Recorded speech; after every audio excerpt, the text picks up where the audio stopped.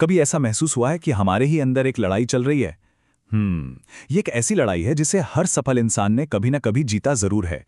तो चलिए, आज कुछ पुरानी, बहुत पुरानी कहानियों के जरिए सफलता के वो राज खोलते हैं जो आज भी, इतने सालों बाद भी उतने ही सच हैं।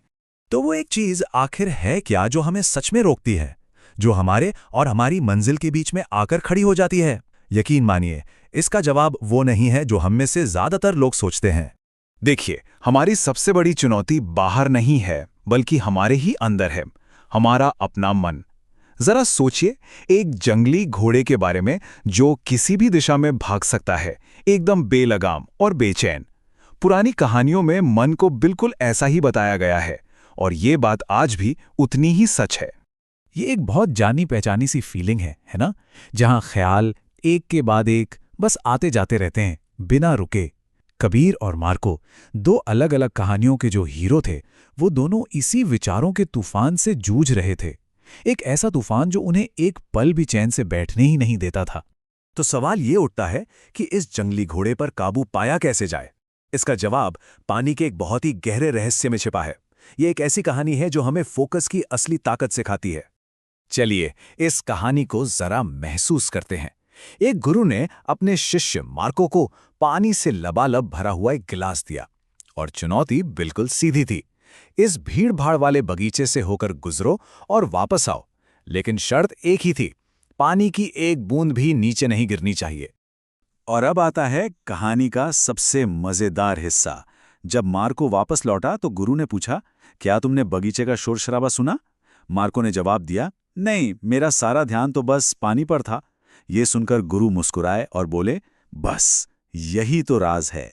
जब मन पूरी तरह से अभी इस पल में होता है ना, तो डर, कंफ्यूजन और फालतू के ख्यालों के लिए कोई जगह ही नहीं बचती।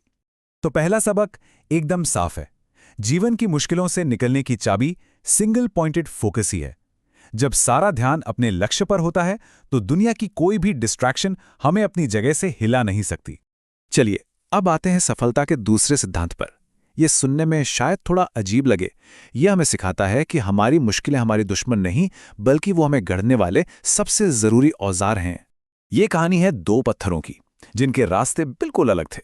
एक पत्थर ने दर्द बर्दाश्त करने से मना कर दिया, हार मान ली, और उसका नतीजा, वो मंदिर के बाहर नारियल फोड़ने वाला एक मामूली सा पत्थर बनकर रह गया। लेकिन दूसरा पत्थर, वो चुपचाप छेनी के हर वार को सहता रहा, और आज वो एक पूजनीय मूर्ति है जिसकी सदियां गुजर जाने के बाद भी पूजा होती है। तो दूसरा सिद्धांत हमें सिखाता है कि असली ताकत आराम में नहीं, बल्कि मुश्किलों में गढ़ी जाती है। जो आराम चुनते हैं वो अक्सर साधारण रह जाते हैं, लेकिन जो संघर्ष की आग में तप कर निकलते हैं, वही महान बनते हैं। और अब हम आ पहुंचे हैं तीसरी और शायद सबसे गहरी सच्चाई पर।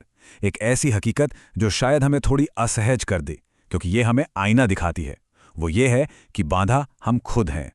जरा सोचिए, एक बिल्कुल नॉर्मल सी सुबह है। आप ऑफिस पहुंचते हैं और दरवाजे पर एक नोटिस लगा हुआ दिखता है। एक ऐसा नोटिस जिसने पूरे दफ्तर में जैसे सनसनी फैला दी। नोटिस पे लिखा था, जिस इंसान ने आपकी तरक्की में बाधा डाली थी, उसका निधन हो गया है। आप कॉन्फ्रेंस हॉल में आकर श्रद्धांजलि दे सकते हैं। ये पढ़कर सबके होश उड़ गए। थोड़ा दुख भी था, लेकिन उससे कहीं ज्यादा ये जानने की बेचैनी थी कि आखिर वो था कौन जो उन्हें आगे बढ़ने से रोक रहा था।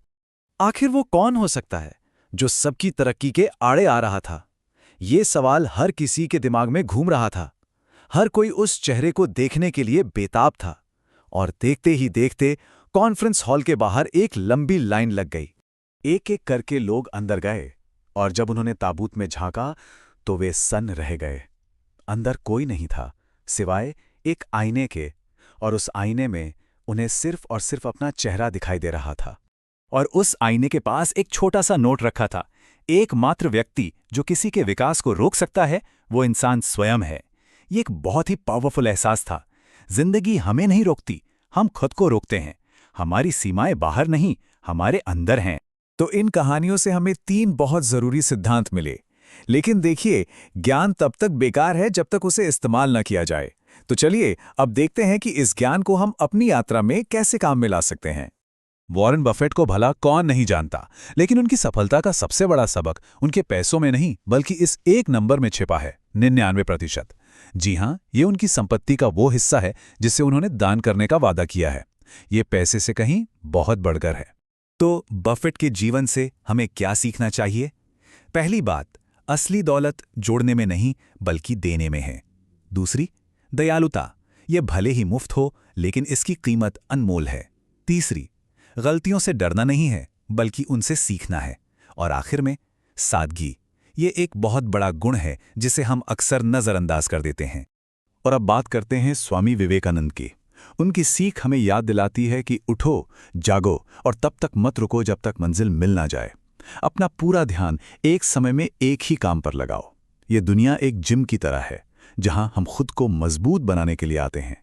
और ये हमेशा याद रखो कि असली बदलाव हमेशा अंदर से शुरू होता है। तो रास्ता अब बिल्कुल साफ है।